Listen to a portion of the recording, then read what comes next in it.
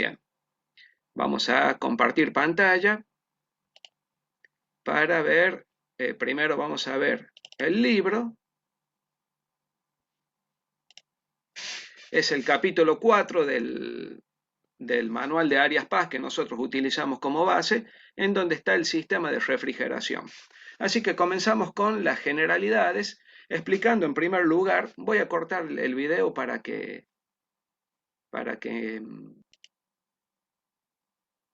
salga bien el audio, ¿saben? Cualquier cosita ustedes me avisan si no escuchan bien o si se corta la imagen. ¿Están viendo ahí la pantalla compartida?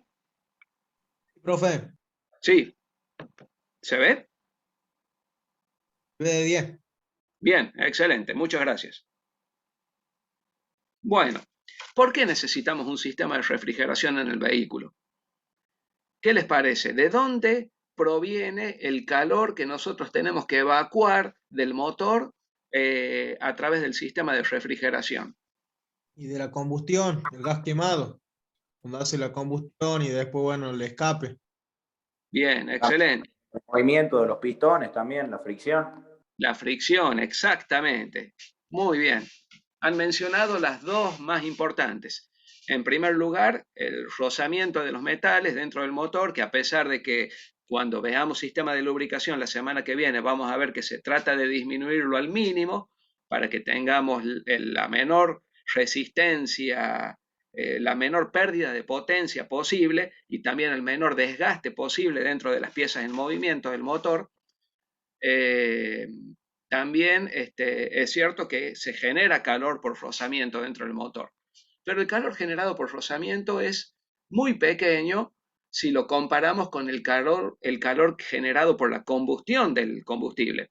Ustedes saben que quemar combustibles fósiles, por lo menos en el motor de 4 tiempos que nosotros estamos estudiando, para convertirlo en energía mecánica, es un proceso extremadamente ineficiente, porque el 70% de la energía química contenida dentro del combustible se pierde en forma de calor y solamente el 30% de la energía química se convierte en energía mecánica en este motor de 4 tiempos. Eso es lo que está explicando aquí. El 35% del calor producido en la explosión se pierde por la refrigeración y el 35% en el escape. Ahí tenemos el 70% que se pierde por calor, ¿sí? Y solamente nos queda un 30% que se convierte en energía mecánica, la que podemos aprovechar para mover el vehículo. Entonces, como ven, es muy ineficiente. Fíjense que la potencia en forma de calor, en forma de energía calórica que tiene que evacuar el sistema de refrigeración es aún un poquito mayor que la potencia útil del automóvil. Quiere decir que si tenemos un motor que en un automóvil me está entregando una potencia de 200 caballos de fuerza, ¿sí? La cantidad de calor que va a tener que evacuar el sistema de refrigeración equivale a una potencia un poquito superior a esa. Eso nos indica la importancia del sistema de refrigeración y lo eficiente que tiene que ser para poder evacuar esas cantidades tan grandes de calor que se producen. ¿Vamos bien hasta ahí? ¿Se entiende?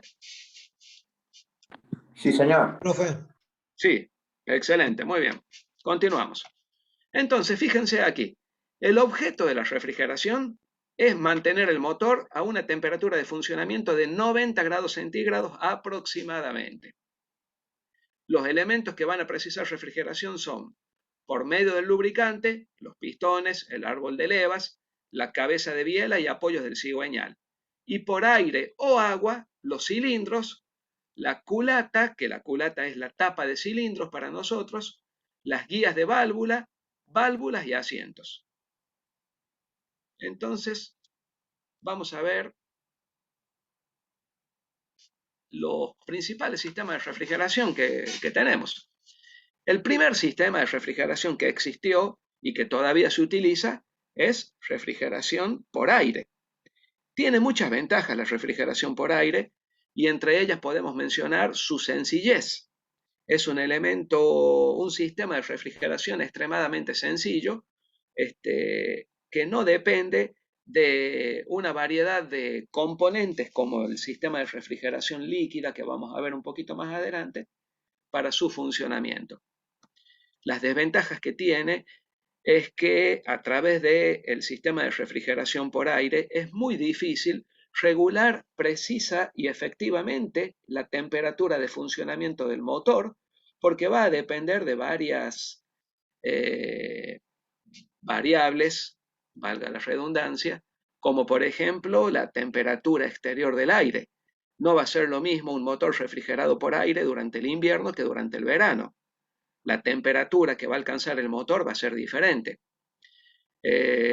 Tampoco,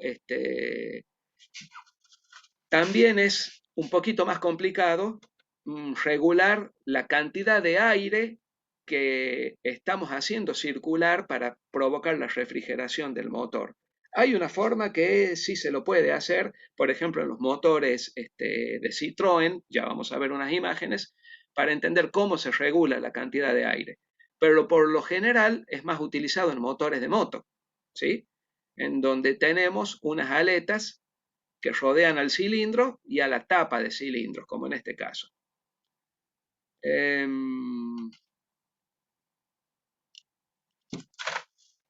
Aquí vemos un típico motor de motocicleta en donde vemos las aletas de refrigeración. ¿De qué va a depender la cantidad de calor que evacúa el sistema? Va a depender de dos variables. Una es de la velocidad del aire que rodea el cilindro y otra es de la temperatura del aire. Como decíamos, no va a ser lo mismo en verano que en invierno y también va a depender de la velocidad de circulación de la moto, ¿sí? A mayor velocidad, mayor capacidad de refrigeración y va a disminuir la temperatura del motor. A menor velocidad o estando detenido el vehículo, por supuesto que va a aumentar la temperatura del motor. Como ven, con este sistema tan sencillo es muy difícil mantener una temperatura precisa de funcionamiento del motor. Va a variar mucho su temperatura y esas variaciones de temperatura me van a provocar pérdidas de potencia. El motor se calcula para que funcione con su máxima entrega de potencia a una determinada temperatura. Cualquier variación de esa temperatura va a provocar pérdidas de potencia. Por lo tanto, Eran unos 95 grados, ¿o no? alrededor de los 90 grados, decía el libro recién, 90, 95, exactamente. Entonces, este motor de moto en pocas ocasiones me va a estar entregando su potencia máxima.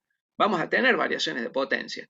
Pero para el caso de un vehículo sencillo como es la motocicleta, es lo suficientemente efectivo para otorgar un funcionamiento silencioso y un funcionamiento lo suficientemente efectivo como para el buen funcionamiento de un motovehículo, ¿sí?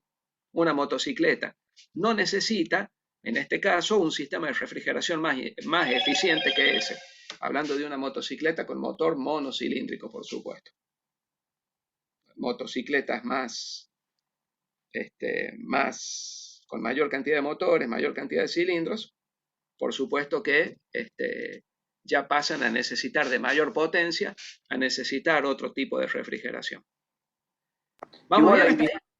Tienen las aletas de refrigeración. Muy bien, esa es una pregunta que les iba a hacer. ¿Por qué no tengo el cilindro liso y tengo aletas? ¿Qué les parece? ¿Esa fue tu pregunta? Son para la toma de aire. La cantidad de calor que puede evacuar este sistema de refrigeración va a depender de la superficie de contacto entre el cilindro y el aire que lo rodea. ¿Se entiende? Si tuviera el cilindro sin aletas, la superficie de contacto es muy pequeña en comparación con la superficie que yo tengo en contacto con el aire cuando tengo todas esas aletas. Es más, fíjense que en la tapa de cilindro la superficie es mayor que en el cilindro propio, porque aquí es donde tengo que evacuar la mayor cantidad de calor.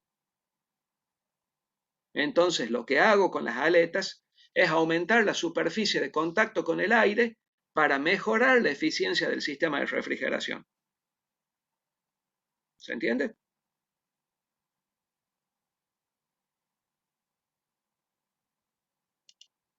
¿Vamos bien hasta ahí? Sí, profe. Sí, sí, profe. Bien, excelente. ¿Seguimos los tres nomás? ¿Los cuatro conmigo? Sí. Hasta el momento sí. Bueno, muy bien. Perfecto. Entonces, decíamos que en automóviles, hay muchos automóviles con motor bicilíndrico de cilindros opuestos, en los cuales se utilizó refrigeración por aire, como por ejemplo en nuestro país, el típico caso es del Citroën 12B, y en Brasil se utilizó mucho en el Volkswagen Escarabajo, ¿sí? El Volkswagen Escarabajo tenía motor trasero refrigerado por aire. Y también eran motores de 2 cilindros opuestos, como en este caso, que tenía, al estar, en el caso sobre todo del Volkswagen Escarabajo, al tener motor trasero refrigerado por aire, ¿sí? Vamos a ver. En Brasil le dicen Fusca al Volkswagen Escarabajo. Fusca quiere decir cucaracha. Entonces vamos a ver si podemos ver una imagen del motor trasero del Volkswagen Escarabajo.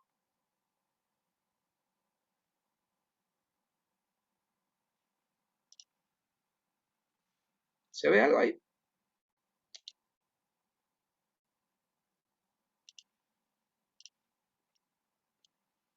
Ahí está mejor. Pero no se ve nada del sistema de refrigeración.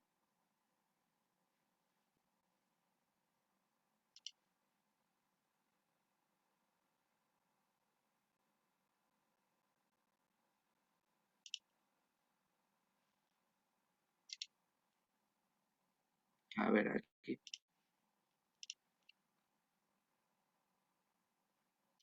Ahí se lo ve mejor, ¿sí? No sé si llegan a apreciar la turbina que toma aire y lo hace pasar. Está la turbina que toma el aire y la hace pasar por las aletas de los cilindros aquí. Como ven, es muy parecido al Citroën. 2 cilindros opuestos refrigerados por aire, ¿sí? Y tenía un pequeño radiador para ayudar a la refrigeración del aceite. Pero este radiador no funciona con agua, es solamente para que el aceite se refrigere pasando por la corriente de aire que tomaba la turbina, ¿sí? Y luego el aire se distribuía a través de esta carcasa a los cilindros y era refrigerado. Ese es el motor del Volkswagen Escarabajo. Nosotros teníamos el motor del Citroën.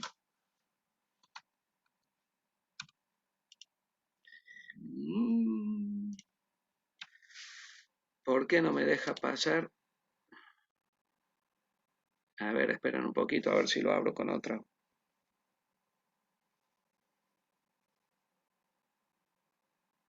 Qué lenta que está mi computadora, es increíble. No sé qué le pasa.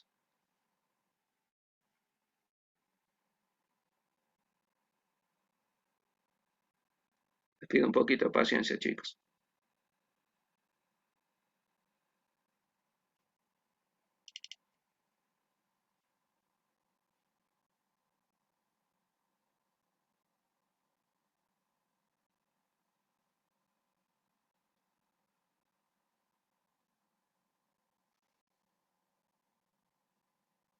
Voy a tener que hacer algo para mejorar la velocidad de la computadora, ¿eh? Bueno, en el caso del Citroën, el motor no es trasero como veíamos recién en el Volkswagen Escarabajo, pero también es un motor de cilindros opuestos refrigerado por aire. Como ven, aquí está la turbina, que es la que toma el aire y lo distribuye a través de esta carcasa por los cilindros que vamos a ver en la siguiente fotografía.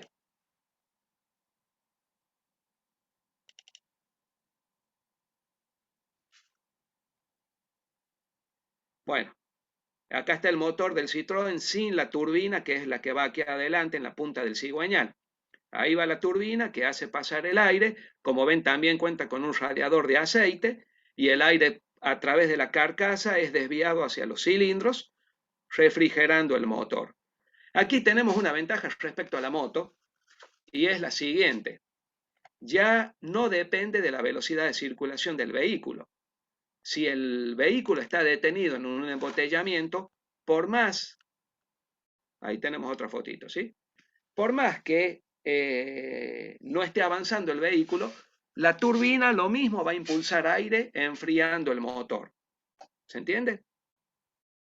O sea que ya tenemos una ventaja. Ahora bien, sigo dependiendo sí o sí de la temperatura del aire para regular eficazmente la temperatura del funcionamiento del motor.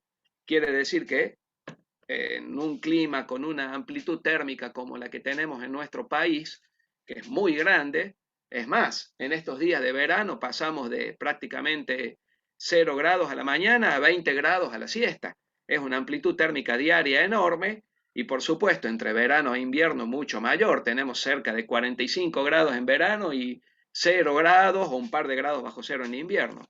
Entonces, con esa amplitud térmica tan grande que tenemos, es muy difícil regular la temperatura del funcionamiento del motor debido a la temperatura del aire, a la variación de la temperatura del aire.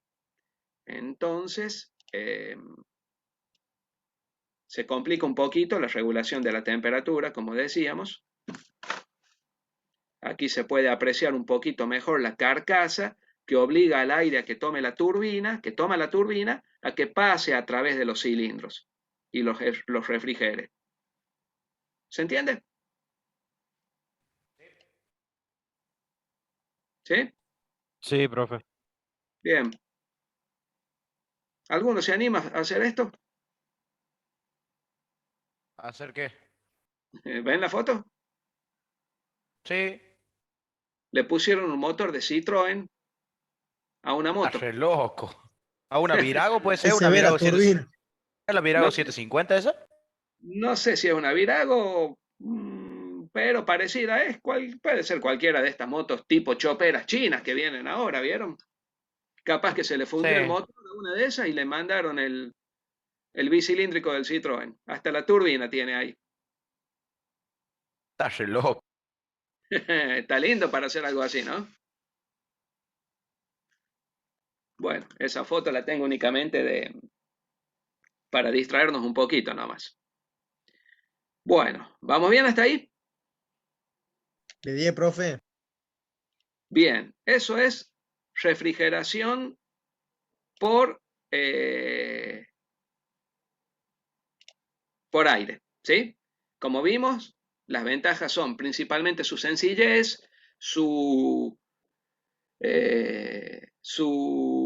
seguridad de funcionamiento, porque no tengo pérdidas de líquido, no tengo que tener problemas con un montón de componentes que tiene el sistema de refrigeración líquido, pero su principal problema es la falta de regulación, la falta no, sino la poca capacidad de regulación de la temperatura de funcionamiento del motor. Entonces, Dependemos mucho de factores naturales con ese. dependen mucho de la velocidad de circulación del vehículo y de la temperatura del aire, precisamente. ¿Sí? Entonces, es mucho más eficiente desde el punto de vista de regulación de la temperatura del motor el sistema de refrigeración por agua. Y ya vamos a ver por qué es más eficiente. En motores antiguos, la refrigeración por agua o refrigeración líquida, porque en realidad no es agua lo que se utiliza. Ustedes saben que se utiliza un líquido refrigerante que tiene diferentes componentes en su composición, como por ejemplo agua destilada, anticongelantes y también anticorrosivos para evitar la corrosión del bloque del motor por donde circula el líquido refrigerante. ¿Por qué se necesita anticongelante en el sistema de refrigeración líquida? Porque se llega a congelar algo en el motor, por ejemplo, agua y se rompe el bloque motor. Y el hielo Sí, se porque expande. se infla, se expande. A ver, yo les voy a preguntar algo. Es como en el desierto cuando se cavan las piedras y no, se mete, o sea, se escabulle agua por las grietas y ahí es donde se rompen. Bueno, lo mismo pasaría con el motor, porque Está, al haber tanta amplitud térmica, se congela, se calienta, se congela, se calienta, entonces lo quiebra. Está perfecto lo que están explicando ustedes y es así. Ahora yo les pregunto algo. El agua, ¿sí? Los gases en general, ¿se expanden o se contraen cuando disminuye la temperatura? Contrae. Se contraen, pero el agua es un caso especial. El agua en estado líquido, ¿se expande o se contrae cuando disminuye la temperatura? Se expande. Cuando disminuye la temperatura, ¿se expande? Sí, no sé bien por O qué, sea, pero o sea, se tendría que. depende también. Pasa que Mm, cuando se va al estado Qué sólido, lo que pregunta, ¿eh? pasa es que las uniones, digamos, los enlaces con los hidrógenos, es como que eso se abre un poco más, como que la amplitud es mayor y eso hace que sea mayor, o sea, el espacio que ocupa en estado sólido que en estado líquido. Excelente, por ahí va la explicación. El agua en estado líquido se contrae cuando disminuye la temperatura, no se expande. Pero lo que sucede es que el agua, cuando llega al punto de congelación, cambia su estructura de amorfa a cristalina. Al cambiar la estructura de amorfa a cristalina, ya los átomos pasan a ocupar posiciones fijas en el espacio y se expande, pero solo cuando se congela. Mientras está en estado líquido, a medida que disminuye la temperatura, se contrae. ¿Se acuerdan? Lo deben haber estudiado en química, seguramente. Sí, sí, profe. Sí, ¿Sí? Así que por eso es. Recuerden que cambia de amorfo a cristalina la estructura del agua. ¿Sí? Por eso hablamos de cristales de hielo. La estructura del hielo es cristalina. En cambio, la estructura del agua en estado líquido es amorfa. ¿Sí?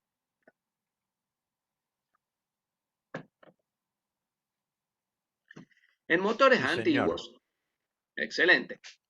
En motores antiguos no se utilizaba una bomba para que la circulación del agua sea forzada. Se utilizaba una circulación natural por termosifón. Esto es algo muy llamativo, ¿no? En donde ustedes saben que, como acabamos de decir, el agua caliente se dilata y el agua fría se contrae. Eso significa que la masa del agua caliente a un mismo volumen va a disminuir respecto a la del agua fría.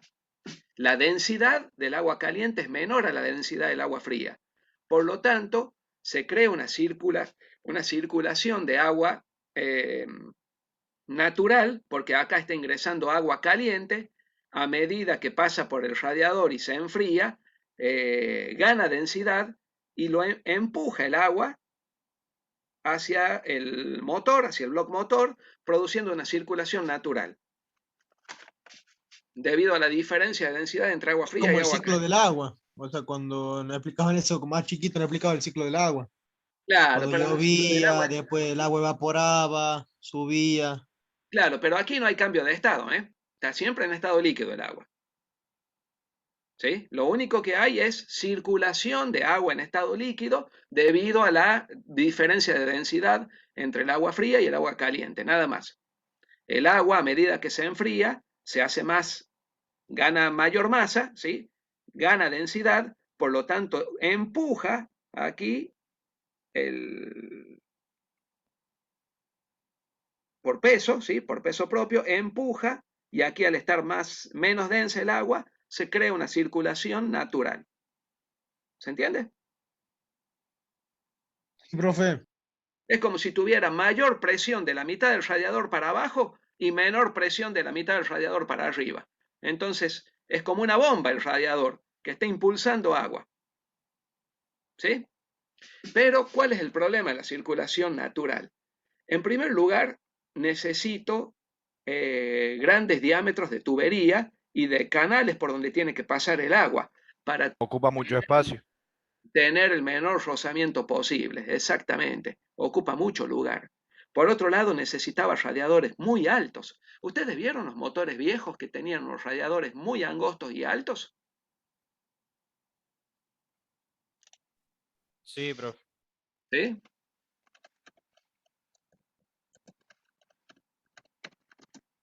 Miren,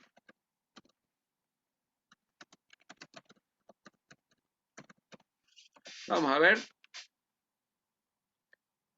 Fíjense, estos radiadores, así como este, o este, ¿por qué eran tan altos y angostos? ¿Sí? Miren este. Era Fíjense. gigante, Para sí. lograr la buena refrigeración del agua en todo ese camino. Hasta Además, para hacer la circulación natural. Mientras más alto, claro, como no mayor la tenían diferencia bomba de de presión. agua, sí señor, como no tenían bomba de agua, ¿sí? Necesitaban que el radiador sea muy alto, ¿sí?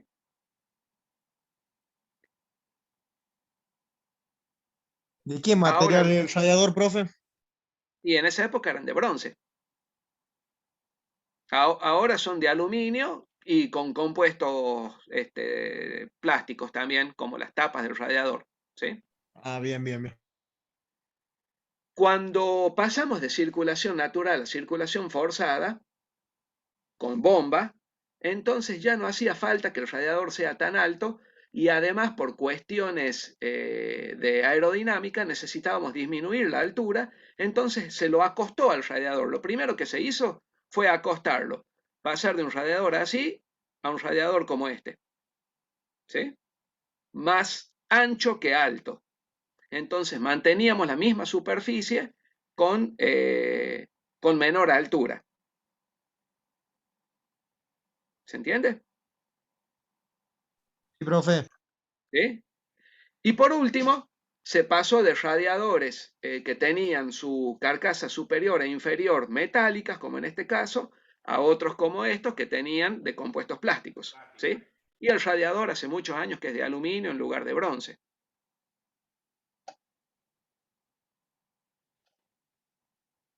No veo una foto de un radiador de bronce. Bueno, ya les voy a mostrar una que tengo yo. Bien. O sea que hemos pasado de circulación natural a circulación forzada por bomba. Quiere decir que vamos viendo ahora cuáles son los componentes del sistema de refrigeración.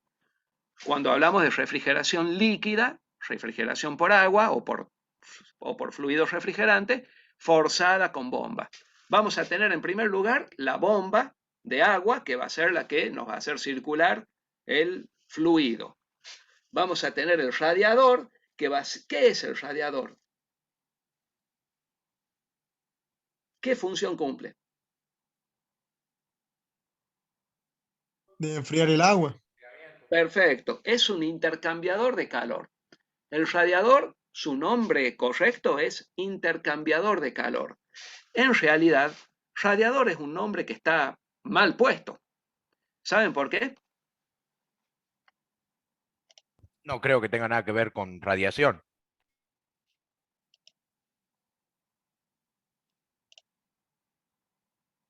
Excelente, Alejandro. No tiene nada que ver con radiación. ¿Cómo evacúa el calor? ¿Eh? El radiador es un intercambiador de calor. ¿Entre quién? Entre el fluido refrigerante que circula por dentro y el aire que circula por fuera. ¿Sí? Le quita calor al fluido refrigerante y el aire que circula por fuera gana ese calor. Quiere decir que nosotros utilizamos en el sistema de refrigeración por líquido, utilizamos como intermediario al líquido que está circulando por el sistema de refrigeración. No hay ondas, nada de eso. Que sería la radiación más que todo. Exactamente. El radiador, ¿qué hace? Le quita temperatura, le quita calor al fluido refrigerante, calentando el aire que circula por fuera. Pero el proceso por el cual le quita temperatura es Pura y exclusivamente mecánico, de mecánica de fluido. por convección. Recuerden que los mecanismos de transferencia de calor son tres: conducción, convección y radiación. ¿Sí? La forma en la que el radiador enfría el líquido es por convección. Así que el nombre radiador está mal puesto, porque no enfría por radiación, enfría por convección. Por supuesto que siempre existe algo de radiación, aunque sea en muy poca medida, hay algo de radiación, pero no es el mecanismo de transferencia de calor preponderante, es por convección. ¿Bien? Bien, profe. Bien, regresemos al radiador entonces. Decíamos que es un intercambiador de calor y que utilizamos como intermediario el fluido refrigerante. Entonces yo les pregunto algo. En el sistema de refrigeración por aire, ¿quién era el receptor, en definitiva, del calor generado por el motor. Mismo aire que circula por el motor y ahí después El aire, se enfriaba. exactamente, el aire que circula por las aletas del sistema de refrigeración por aire. Ahora bien, en el sistema de refrigeración por líquido que estamos viendo ahora, ¿sí? El líquido enfría el motor, ¿sí? Pero ¿quién enfría el líquido? Ahí El cagamos. radiador, que es el que El le radiador saca el es calor, el que le le saca saca el el... calor, O sea que ¿quién es el receptor definitivo del calor El generado por el motor? radiador. ¿No? el aire de O sea, afuera. el... El aire. Ah, bueno. El radiador Sí. intercambia, es un intercambiador de calor. El que en Claro, es definitiva, el que lo saca. pero no, es un intermediario el radiador. Claro, no, no, pero o sea, el que va a recibir el calor que le sacamos al líquido es el aire. El O sea, aire, cuando ya le sacamos el calor con el radiador. claro, es el aire. ¿Sí? El aire que enfría el radiador es en definitiva el receptor del calor generado por el motor. Entonces, fíjense que a pesar de que le decimos refrigeración por agua, no es refrigeración por agua, es refrigeración por aire en definitiva, utilizando como intermediario el agua o el fluido refrigerante del sistema, del circuito refrigerante del motor, que es un circuito cerrado. ¿Sí? ¿Saben qué motores sí son refrigerados por agua? Los motores de los barcos. ¿Por qué? Sí, Porque los porque motores solamente tienen agua ahí alrededor de donde está el motor. O sea, Porque los motores de los barcos también utilizan un circuito cerrado de refrigeración, pero el intercambiador de calor que utilizan no es un intercambiador de calor por el cual circula el fluido refrigerante por dentro y el aire por fuera. ¿Sí? Es un intercambiador de calor por el cual circula el fluido refrigerante por dentro y el agua del mar por fuera. ¿Sí? Quiere decir que se enfrían con la misma agua del mar. ¿Se entiende? sí, profe. ¿Sí? Y en ese caso sí podríamos hablar técnicamente de un motor refrigerado por agua. Tienen que estar muy bien preparados los motores para la corrosión que provoca la sal. Eh, el motor, por el motor, en un motor de barco, no circula el agua de mar por dentro del motor. Tiene un circuito No, refrigerante no, con eso sí sé, pero o sea, por fuera, digo yo. el intercambiador de calor, ¿sí? Que cambia la temperatura del fluido refrigerante con el agua de mar, sí, normalmente son de titanio en ese caso. ¿Se entiende? El que tiene que soportar la corrosión del agua que va a circular por fuera es el intercambiador de calor que va a cambiar la temperatura del fluido refrigerante que circula por dentro de los caños del intercambiador de calor y el agua de mar circula por fuera. El que tiene que soportar la corrosión es ese elemento. ¿Se entiende? Sí, profe. ¿Sí? Alejandro, ¿se entendió? En pocas palabras, sería el radiador, entre muchas comillas, del barco, el que tiene que soportarlo. Exactamente. Sería el radiador. ¿Sí? Sería lo mismo que el radiador, nada más que en vez de ser refrigerado por aire, es refrigerado por el agua del mar. ¿Sí? ¿Vamos bien?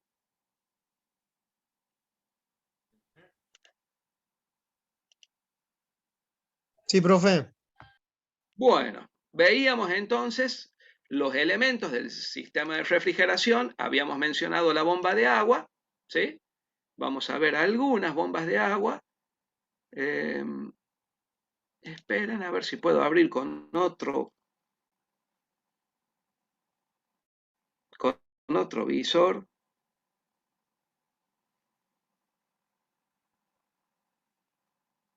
Porque este visor no me permite pasar las fotos. Sí, ahora sí. Bueno, ahí vemos una de las bombas de agua. ¿De dónde obtienen la energía la bomba de agua? El movimiento, ¿de dónde lo sacan? ¿Son eléctricas? ¿Cómo, profe? Debería ser eléctrica. ¿De dónde sacan la energía, la bomba de agua para su funcionamiento? Acá acaba de Está decir, conectada también al cigüeñal. acá ustedes acaban de decir de Tienen dos movimientos posibles, o está conectado al movimiento del cigüeñal por el combustible o son eléctricas. No hay otra forma de obtención de energía ahí. Y para que todo vaya coordinado debería estar en el cigüeñal, supongo. Conectadas con el cigüeñal. exactamente. Todos por correa de distribución, con los tensores, con los árboles de leva, cigüeñal y bomba de agua. Sí, por eso La ahí bomba de están. agua, por lo general, obtiene su movimiento a través de la correa de accesorios, ¿sí? Que está conectada a la polea delantera del cigüeñal. Quiere decir que la misma correa que mueve el alternador, que mueve la bomba de dirección hidráulica en caso de tener dirección hidráulica, que mueve el compresor del aire acondicionado, la misma correa mueve también la bomba de agua a través de una polea que lleva adelante, ¿sí? Y por atrás va encajada en un alojamiento del bloque motor, por eso tiene esta ranura, porque ahí lleva una junta en forma de O-ring, ¿sí? Una junta de goma, Profe, por las dudas no se está viendo la foto. ¿no? No, Estamos está. viendo la carpeta. Ajá. ¿Ahora? Ahora sí. Bueno, Ahora sí. disculpen, menos mal que me avisaron. Fíjense, una bomba de agua de Honda Civic, ¿sí? Aquí adelante va la polea, a través de la cual recibe el movimiento del cigüeñal. En algunos motores, Volkswagen sobre todo lo utiliza frecuentemente. En algunos motores Volkswagen, la bomba de agua en vez de moverse con la correa de accesorios, se mueve con la correa dentada, con la correa de distribución. Entonces, cuando cambiamos distribución, hay que cambiar también la bomba de agua. Pero no es en todos los motores. En la mayoría, el movimiento lo obtiene Correa de eh, accesorios. de la correa de accesorios, la correa exterior. ¿Sí? Les decía que acá, dentro del bloque motor, hay un alojamiento donde va la bomba de agua y esta lleva un O-ring, ahí para que Para no que no tenga pierda. pérdida de fluido, y ahí está la bomba que impulsa el fluido. ¿Sí? Vamos a ver en el libro. Profe, Sí, cuando vemos que, por ejemplo, qué sé yo, un auto así está perdiendo abuso agua, ¿puede ser que el orrin es lo que esté pinchado o algo así? la mayoría de las pérdidas suelen darse por los conectores de goma o por el Claro, radiador. ¿Sí? La mayoría de las pérdidas por lo general es en esos lugares. que se pincha el radiador y ahí es donde pierde líquido. O alguna manguera, que se pinchó alguna manguera de goma Sí, que bueno, eso conecta el también. motor con el radiador. ¿Sí? Fíjense, aquí se ve cómo una bomba de agua de paletas está impulsada por la polea a través de la correa que está conectada a la polea delantera del cigüeñal. Este es antiguo, ¿no? Tiene un eje, ahí tiene la entrada de agua, que es a través de una manguera, la que vuelve del radiador, el agua fría que vuelve del radiador ingresa por aquí, y la bomba la impulsa a través de las canaletas de refrigeración que tiene por dentro el bloque motor. ¿Sí?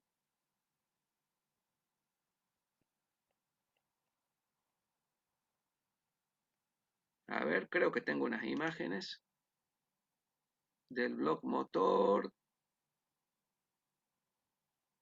No.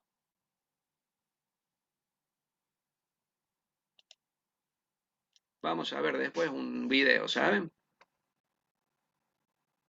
Bueno, o sea que hasta ahora, ahí vemos, la bomba de agua.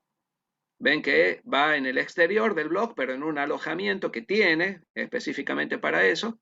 Vemos la polea delantera del cigüeñal y en motores que tenían su disposición longitudinal, como por ejemplo motores de Falcon, motores de camioneta, el ventilador funcionaba con la misma velocidad que estaba funcionando el cigüeñal. Dependía de la velocidad de giro del motor, la velocidad de funcionamiento del ventilador. ¿Sí? Eso hacía que muchas veces estemos gastando energía sin necesidad. ¿Por qué? Porque cuando hacía mucho frío, no necesitaba yo que hacer pasar aire a través a través del Y el radiador. ventilador seguía dando vueltas a lo El loco. ventilador siempre estaba funcionando y eso provocaba una pérdida de un gasto de combustible innecesario. ¿Sí? Ustedes me pueden decir, pero ¿cuánto combustible puede gastar el ventilador en funcionamiento permanente? Bueno, en realidad no es significativo por sí solo, pero la suma de todos los gastos de combustible que por sí solos no eran significativos ha sumado mucha eficiencia en los funcionamientos de los motores modernos. ¿Sí?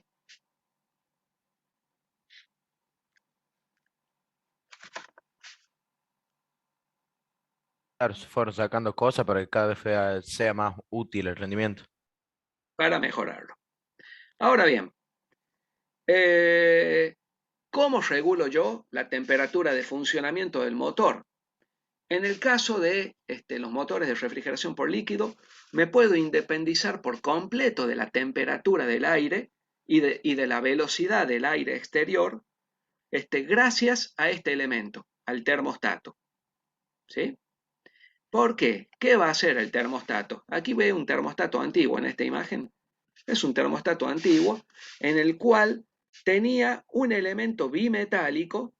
¿Ustedes saben cómo funciona un elemento bimetálico? No. ¿No? Eh,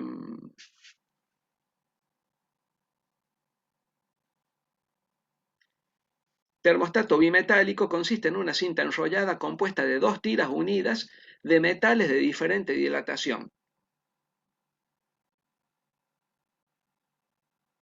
Es este. ¿Sí? ¿Qué sucede? Al tener diferente coeficiente de dilatación los dos metales, uno se dilata más que otro y por lo tanto hace que esto se doble. Es del mismo principio de funcionamiento de los termostatos de las planchas, por ejemplo. ¿Sí? Un elemento bimetálico cambia su forma, se dobla debido a la diferencia de coeficiente de dilatación entre los dos metales por los cuales está fabricado. No es una aleación de dos metales, sino que son dos planchas de dos metales diferentes adheridas entre sí. ¿Se entiende? Sí. Sí, profe. Sí. Bien, entonces cuando aumenta la temperatura del líquido, fíjense, cuando aquí está la válvula cerrada en este termostato antiguo, ¿sí? Cuando la temperatura del líquido está fría, no abre esto, entonces no va a circular agua por el radiador, ¿sí? Pero la bomba sí va a estar en funcionamiento. Ya vamos a ver por dónde retorna el líquido de la bomba cuando está cerrado el termostato. A medida que aumenta la temperatura del fluido refrigerante, porque aumenta la temperatura del motor, esta válvula comienza a abrirse porque se va doblando esta cinta enrollada, provocando la apertura de la válvula y permitiendo la circulación del líquido a través del radiador. Pero por supuesto que esto es un termostato muy antiguo que ya no se utiliza más. Ahora se utiliza este tipo de termostato y acá vamos a tratar de explicar su funcionamiento. ¿Se ve bien la imagen? Sí. ¿Sí? Sí, profe. Bien, excelente. Fíjense, aquí llega del radiador el agua que estaría tomando la bomba, el agua fría que está tomando desde el radiador. La bomba va a impulsar el agua, ¿sí? Para que circule a través de todo el bloque motor, provocando la refrigeración de todos los elementos que deben ser enfriados. Toda el agua del bloque motor va a subir luego por esta manguera y va a intentar pasar al radiador que está conectado aquí, en la salida de la caja del termostato. ¿Qué va a suceder cuando el motor esté frío? Lo que va a suceder cuando el motor esté frío es que el termostato va a estar cerrado aquí, impidiendo el paso del agua hacia el radiador y va a retornar por esta otra válvula a la bomba de agua. Quiere decir que la bomba de agua va a estar en funcionamiento porque el motor va a estar en funcionamiento, pero el agua va a circular por todo el circuito de refrigeración del bloque motor, pero va a retornar a la bomba.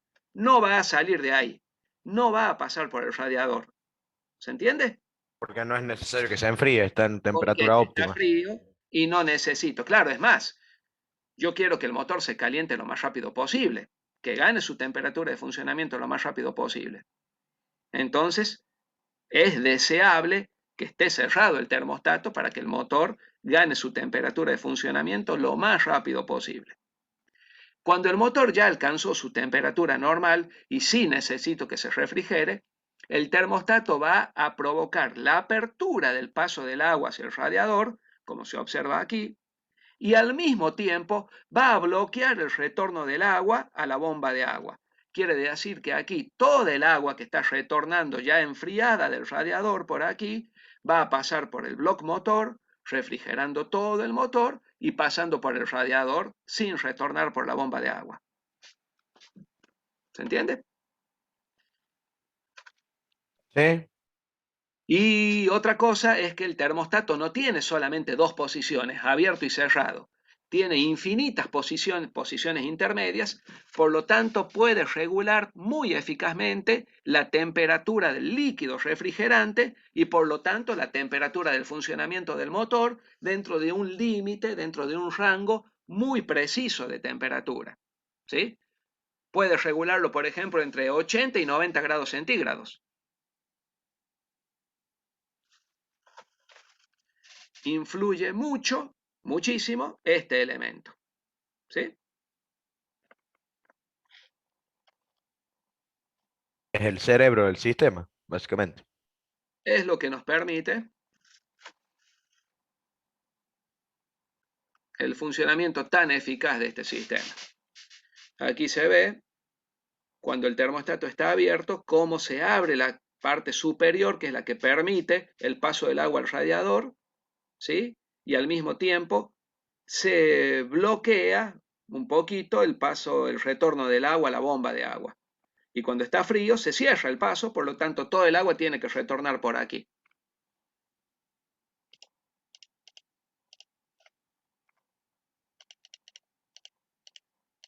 Ah, acá está el radiador viejo que les quería mostrar. ¿Ven que es de bronce? Sí, ¿Sí? Este pesadísimo. radiador antiguo, alto y angosto y pesadísimo, ¿sí? Estos son los radiadores modernos, pero todavía no llegamos al radiador. Esto les quería mostrar. Acá está el termostato, ¿sí? Fíjense que tiene dos resortes que se expanden con la temperatura. Al expandirse este resorte, permite la apertura de esta válvula, que es la que permite el paso del agua hacia el radiador, y al expandirse este otro, cierra la válvula que permite el retorno del agua a través de la bomba de agua. Este es el radiador bimetálico que veíamos al principio, ¿se acuerdan? El radiador no, disculpen, el El termostato. termostato. Termostato, ¿sí? Y aquí tienen otra imagen de termostato como para que vean su funcionamiento. ¿Vamos bien hasta ahí?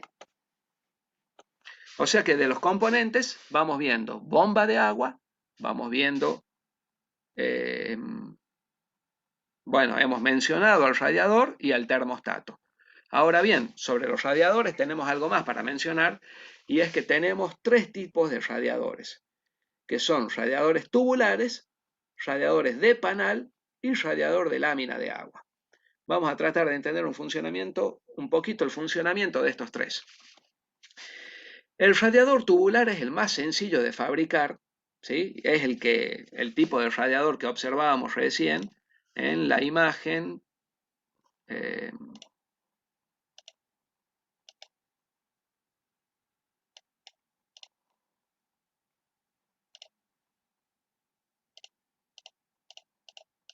en esta, ¿sí? Radiador, fíjense que se ven como cañitos de agua que bajan así y tiene todas las aletas en el medio. ¿Se ve? Cañitos de agua verticales y las aletas en el medio. Ese tipo de radiador corresponde a un radiador de tipo tubular, en el cual el agua circula por el interior de estos cañitos y el aire circula por el exterior, ayudando a la refrigeración, el aumento de superficie de contacto con el aire que provocan estas aletas horizontales. ¿Se entiende?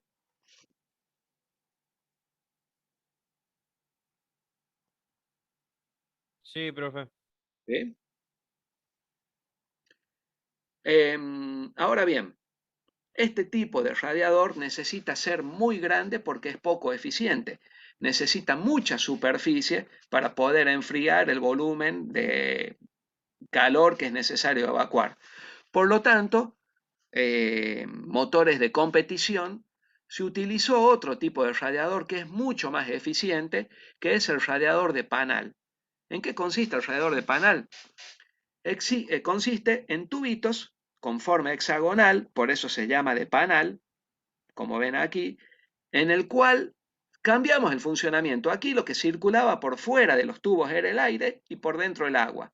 Ahora, en este tipo de radiador, lo que va a circular por fuera de los tubos es el agua y por dentro de los tubos circula el aire. En este tipo de radiador se mejora muchísimo la eficiencia porque tenemos mucha mayor superficie de contacto entre el agua y el aire. Podemos hacerlo más ancho al radiador, aumentando muchísimo la superficie de contacto. ¿Cuál es el inconveniente que tiene? Es que es difícil de fabricar y es muy caro, y por eso se utilizó principalmente en motores de competición. Y el otro tipo de radiador, que es el más fabricado en la actualidad, es el radiador de láminas de agua, también llamado de falso panal. El radiador de falso panal está fabricado con tubos de aluminio de forma, no de forma circular, sino de forma rectangular, como estos que se ven aquí, que se van doblando entre sí para formar un falso panal por el cual circula el aire. Este tipo de radiador es más común y puede fabricarse con los radiadores de aluminio. Circula el agua por dentro, ¿sí? Y el aire por fuera, pero en realidad quedan formados como tubos por estos canales por los cuales circula el agua. ¿Se entiende? Sí, Sí. profe. Bien. Disculpen.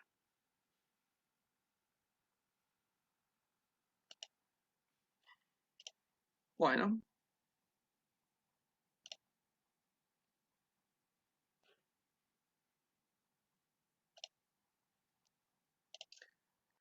¿Vamos bien? Vimos los tipos de radiadores, vimos la importancia del termostato porque nos permite regular la temperatura del motor, vimos la bomba de agua. ¿Qué elemento me estaría faltando del circuito de refrigeración? Un elemento muy importante. ¿Qué pasa si estoy parado en un embotellamiento en Buenos Aires? 10 horas en un embotellamiento clavado con el motor en funcionamiento. ¿Qué necesito? Un electroventilador. Un ventilador que obligue al aire exterior a pasar por el radiador, ¿sí? Porque si el motor está detenido, no lo voy a estar pudiendo refrigerar. Necesito un ventilador que obligue a pasar el aire. Como veíamos, en los motores originales se utilizó ventiladores fijos movidos por la polea del cigüeñal, pero cuando el motor estaba frío y el termostato estaba cerrado, no era necesario que estés moviéndose el ventilador, haciendo circular aire por el radiador sin necesidad. Y eso provocaba gasto de combustible, pérdida de potencia, etcétera, etcétera. Entonces, en motores modernos, eso se solucionó con la colocación de los electroventiladores. ¿Cómo le indico yo?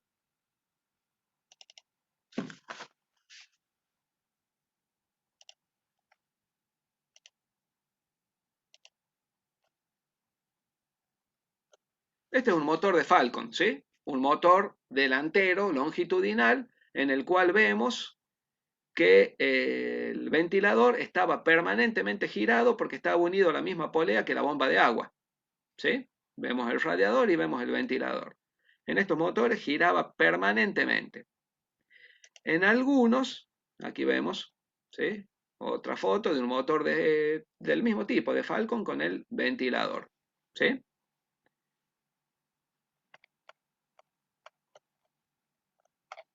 ¿Qué pasó con la flecha?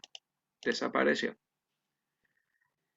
En algunos motores se dieron cuenta hace algunos años que no era necesario que el motor estuviera girando permanentemente Y en lugar de colocar un electroventilador, se puso un ventilador con un embrague viscoso. Eso significa que teníamos un ventilador que tenía un centro, como el que vemos aquí, que cuando recibía suficiente temperatura del aire que pasaba por el radiador, recién hacía que se ponga en funcionamiento el ventilador. Eso significa que el eje podía estarse moviendo permanentemente cuando estaba funcionando el motor, pero el ventilador se iba a poner en funcionamiento solo cuando esta superficie, que tiene estas aletitas para recibir mayor calor, solo cuando esa superficie gane la temperatura suficiente como para poner en funcionamiento el ventilador. ¿Sí? ¿Y cómo funcionaba? Es muy interesante ver un embrague viscoso.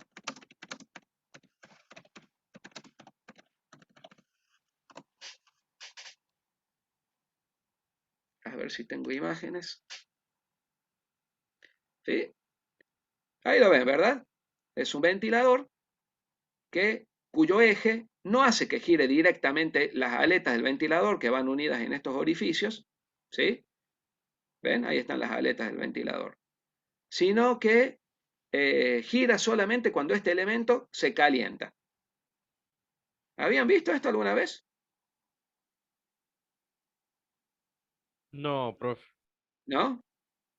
¿Sabían que existía este embrague viscoso? Muchas camionetas lo utilizan, este sistema de ventilador.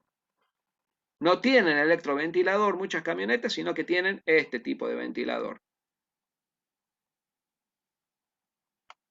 Tendríamos que ver un video para entender el funcionamiento. Tiene básicamente una valvulita, ¿sí?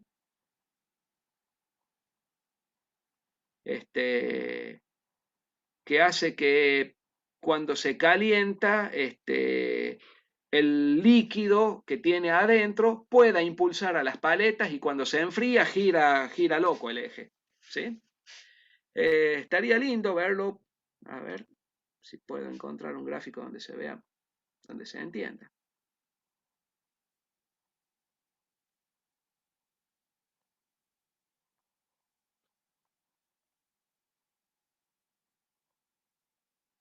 Va a ser más fácil con un video, chicos, ¿saben? Voy a tratar de dejarles un video después para que lo vean bien.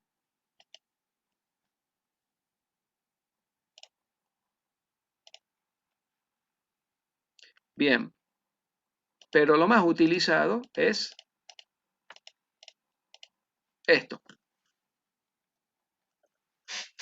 Los electroventiladores que se enciendan solamente cuando el motor alcanzó una cierta temperatura y también suelen tener dos velocidades. Quiere decir que a medida que necesitamos mayor refrigeración, aumentan la velocidad del paso del aire a través del radiador, refrigerando con mayor eficiencia el motor. Por supuesto que estos se encienden solamente cuando es necesario, cuando el motor está viajando en ruta con la misma velocidad de funcionamiento, de avance del vehículo, no es necesario en absoluto tener encendido ese elemento, por lo tanto mejoramos muchísimo la eficiencia de nuestro motor. Ahora bien, ¿quién le indica cuándo encender a este elemento? ¿El termostato o no? ¿Cuál termostato? ¿El que vimos recién? No sabría decirlo. ¿Este? Supongo que tendrá un termostato incorporado. ¿Este? Ese era para el funcionamiento de la bomba de agua. Ajá, y se llama termostato, ¿eh? Sí. En realidad no se lo conoce como termostato, a pesar de que sí está bien el nombre, porque sigue siendo un termostato, pero se lo conoce como bulbo de temperatura. ¿Sí? Miren,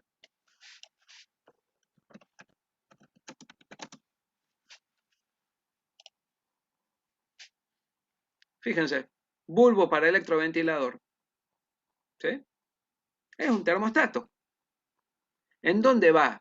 Normalmente va en una partecita del radiador o del bloque motor. Esta rosquita que tiene ahí es para que esté en contacto con el líquido refrigerante, sensando permanentemente la temperatura del líquido refrigerante, ¿sí? Y cuando alcanza cierta temperatura, esto funciona como un interruptor, ¿sí? Tiene un bimetálico adentro que cuando alcanza cierta temperatura hace que estos dos contactos se cierren, provocando el paso de la corriente hacia el electroventilador. Existen otros bulbos de temperatura que sirven para que se encienda la luz testigo en el tablero, ¿sí?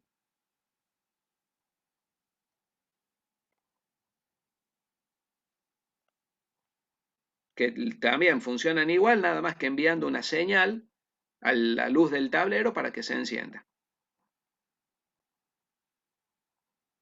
Es una de las tantas luces que asustan a todo el mundo. Cuando se enciende la de la temperatura, ¿sí? Ajá. La de Así la que bueno, batería es la que más asusta. la de la batería también, la de la poca presión de aceite, esa también. Profe, Bueno, ¿cómo vamos? queda mucho por ver de refrigeración, No, nos falta muy poquito, porque yo ya me tengo que ir. ¿sí? Qué queda por ver? Nos queda ver los circuitos de refrigeración abierto y cerrado.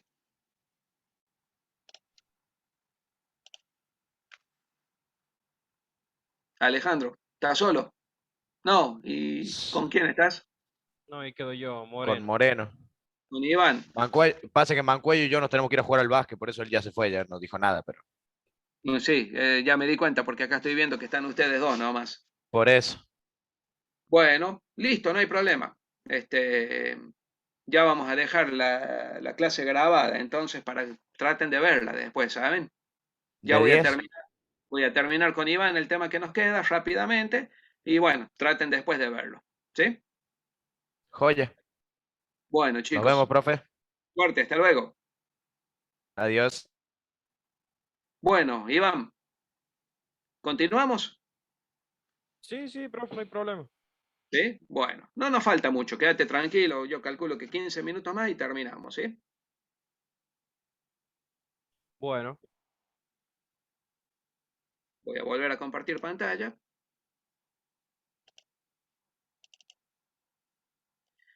Y vamos a ver entonces en el libro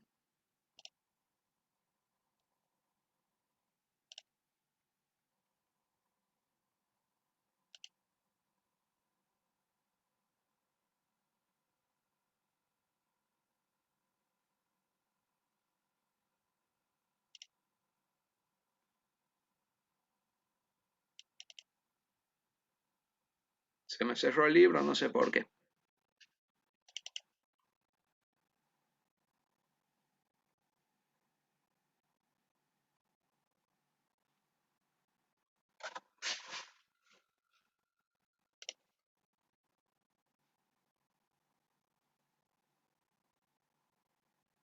Los dos circuitos de refrigeración que hay, circuito de refrigeración sellado y abierto, ¿sí?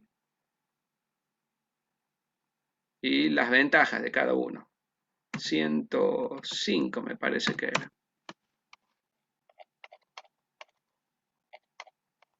Un poquito más adelante.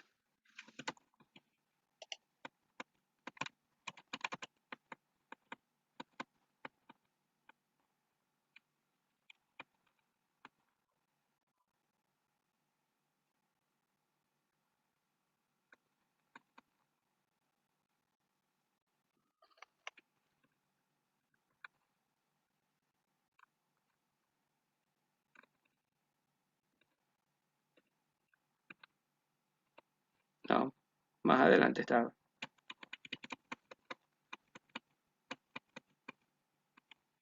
Refrigeración.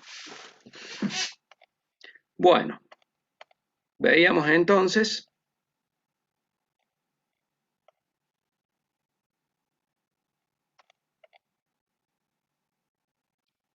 esto que es lo que nos faltaba sobre el circuito de refrigeración. Decíamos que había uno a circuito abierto, ¿sí? Y otro a presión, y también hay uno que se llama sellado, que es este último. En el circuito abierto, el radiador tenía en la parte superior directamente un tubito de desagüe. ¿Por qué? Porque como dijimos, el agua se expande a medida que aumenta su temperatura, ¿sí? Entonces, por algún lado tenía que absorberse ese aumento de volumen del agua para no provocar daños en el sistema de refrigeración. Entonces, había un tubito en la parte superior del radiador por la cual el exceso de agua salía al exterior cada vez que se producía la expansión. Eso significa que había que estar permanentemente controlando el nivel de líquido refrigerante en el radiador y aumentando su cantidad. ¿Sí? Sí. Además, a presión atmosférica, el agua hierve a 100 grados centígrados. Entonces, eso por ahí hacía que también se provoque con pequeños aumentos de temperatura, como decíamos, la temperatura de funcionamiento del motor era 90 grados centígrados. Con pequeños aumentos de temperatura el agua llegaba a hervir, ¿sí?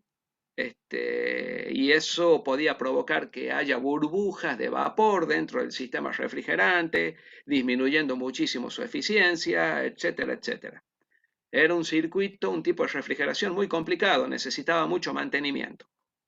Entonces, se pensó que era mejor acudir a la refrigeración a presión, en la cual al aumentar la temperatura del agua y aumentar su volumen, no expande, o sea, no tiene por dónde expandir el agua, en primer lugar, por lo tanto aumenta la presión. ¿Sí? Aumenta la temperatura y aumenta la presión del líquido refrigerante dentro del circuito, permitiendo que hierva a una temperatura superior a los 100 grados centígrados. ¿Cómo funciona? Funciona con el tapón que llevaba el radiador, el cual tenía una valvulita con un resorte calibrado que permitía que recién cuando se superaba cierto nivel de presión, el agua pase a través del tubo de rebose al exterior del radiador. ¿Se entiende? Sí, puede ser, profe, que algunos autos antiguos también traen así Sí, ese por supuesto. sistema. ¿Sí? Este sistema utilizaron la mayoría de los automóviles hasta hace relativamente poco tiempo. ¿Sí? Sí, porque Un Ford. yo tengo un Falcon y una estanciera que tienen así el sistema ese de ¿Por cuando dónde se le recargaba el líquido al Falcon y a la estanciera? por el radiador tienen una Por el tapita ahí radiador. arriba. Por el radiador, exactamente. No tenían un depósito aparte, ¿sí? Se recargaba directamente en el radiador. Entonces, por ahí cuando el motor funcionaba a baja temperatura, no llegaba a producirse el rebose de agua aquí y podíamos mantener más tiempo el nivel del líquido refrigerante. Solamente en casos especiales de mucho aumento de temperatura y mucho aumento de presión, rebosaba algo de líquido, entonces podíamos espaciar un poquito más las revisiones del fluido refrigerante de este sistema. Y teníamos la ventaja de la mayor temperatura. ¿Sí? Ahora bien, luego hemos pasado a la refrigeración sellada, que es esta que vemos aquí. El circuito de refrigeración sellada es el más eficiente. ¿Por qué? Porque aquí tenemos un tapón, ¿sí?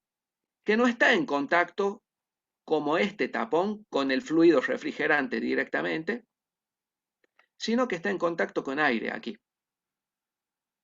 ¿Por qué?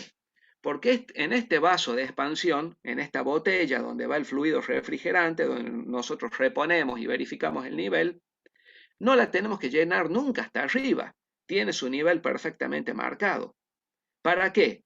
Para que quede aire aquí en la parte superior y cada vez que se expande el fluido, ¿sí? Acá va a subir el nivel del fluido, pero el aire es compresible. Se puede comprimir una cierta cantidad, permitiendo que este circuito refrigerante esté perfectamente aislado del exterior. ¿Qué va a suceder cuando aumente el volumen del líquido refrigerante? va a subir el nivel aquí, va a comprimir el aire y luego va a bajar cuando llegue a su temperatura, cuando se enfríe nuevamente. ¿Sí?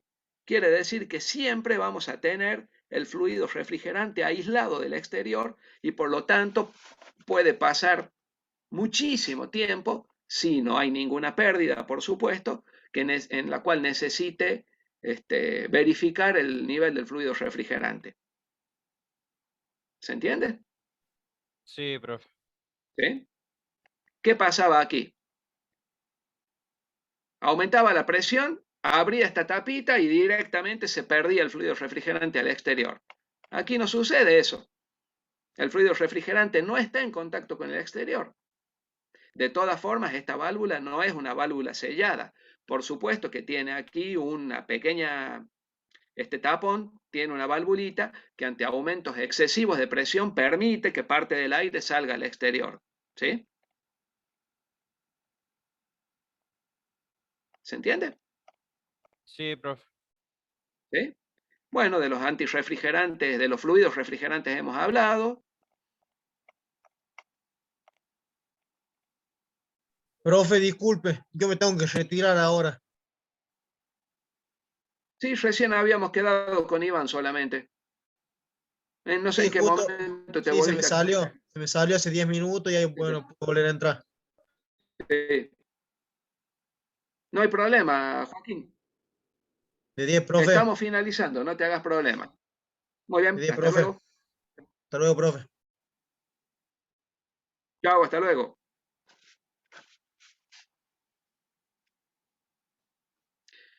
Mira acá lo que dice, lo que mencionaba en clase. Dice, obsérvese que en realidad la refrigeración del motor se hace con aire, pero en vez de enviarlo directamente a los cilindros, se utiliza agua como intermediario. ¿Sí? Sí. Los ventiladores de 4 o 6 palas no las llevan espaciadas por igual con el objeto de que no sirven al cortar el aire. Mira vos. Ahora, mucha gente, viste, que le sacan el radiador el radiador, no, perdón, el termostato a los autos. Hay mucha gente que dice, no, tiene un problema en el circuito refrigerante, le saco el termostato directamente. ¿Qué sucede cuando le sacan el termostato? Que el motor funciona siempre frío.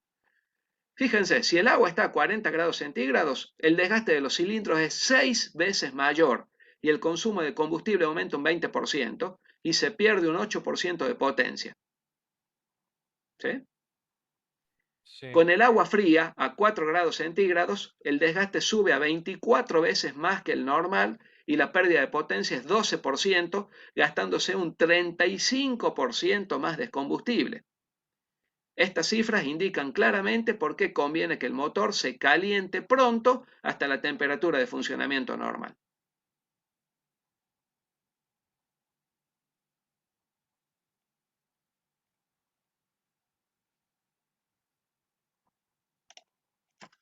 Bueno, haciendo un breve repaso entonces, vimos que los dos sistemas de refrigeración, vimos en primer lugar la importancia del sistema de refrigeración porque tiene que evacuar el 35% de la energía térmica del combustible que estamos consumiendo en el vehículo. ¿Sí? Vimos que tenemos dos sistemas, por aire y por líquido. En los vehículos, el sistema de refrigeración por líquido, utilizamos el fluido refrigerante como intermediario, porque finalmente es el aire, el receptor del calor que estamos evacuando del motor.